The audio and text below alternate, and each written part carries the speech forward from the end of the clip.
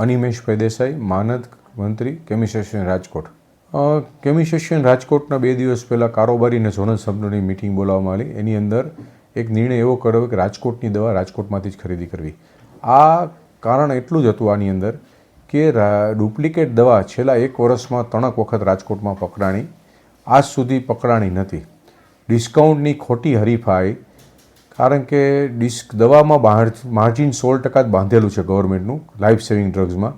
એની જગ્યાએ 15-16%, 20% પેશન્ટને સસ્તી દવા જોતી હોય તો પેશન્ટને સમજવાનું થાય છે કે સસ્તામાં સોનું ન મળે, ડુપ્લિકેટ દવા જ મળે.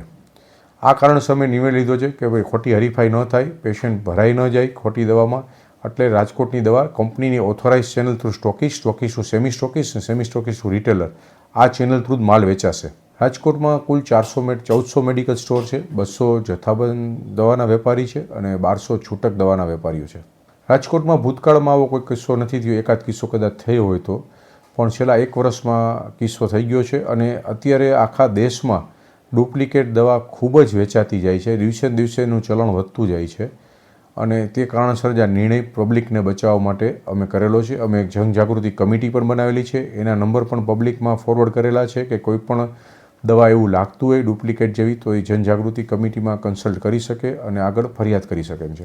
અમે સરકારની રાય, સરકારમાં ડ્રગ એન્ડ કોસ્મેટિક એક્ટ મુજબ સરકારમાં પ્રેશરાઇઝ કરીશું કે આવા લોકોના લાયસન્સ કેન્સલ કરે, જેથી કરીને બીજાને પણ સબક મળે અને આવી બધી વસ્તુની પ્રવૃત્તિ, ખોટી પ્રવૃત્તિ લોકો દૂર રહે.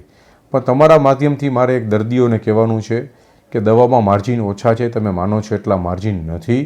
જેનરિક સ્ટોરમાં મળતા હોય છે માર્જિન, જેનરિક દવાઓમાં, જ્યારે સ્ટાન્ડર્ડ દવામાં માર્જિન ન હોય. જો તમે સસ્તી દવા ગોતવા જાશો તો 100% તમે ડુપ્લિકેટ દવાનો શિકાર થઈ જશો.